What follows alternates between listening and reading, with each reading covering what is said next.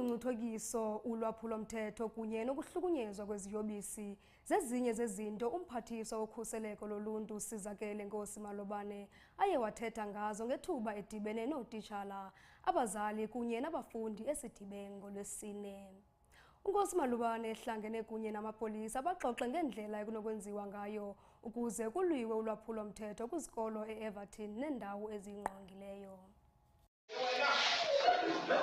This is one of the videos that has sent shockwaves throughout the country as the general public bears witness to the growing number of violence in schools.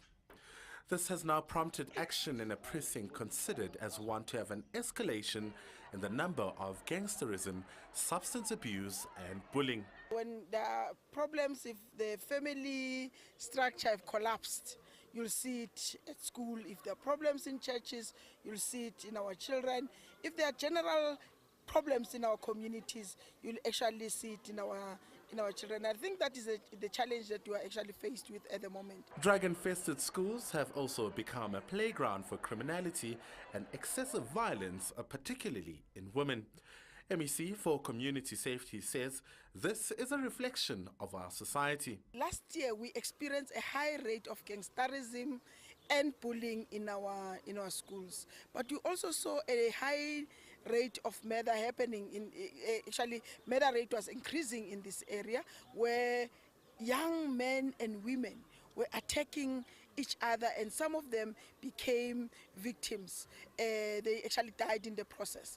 And we have decided to come in this area to try and deal with the issue of gangsterism. It appears that violence is not only coming from male students alone. Teachers have also become part of this. This has now raised questions around corporal punishment in schools, but the MEC says a stronger governance is needed. I think we need a strong governing bodies. We need a governing body that will actually make sure that our code of conducts at schools are being enforced.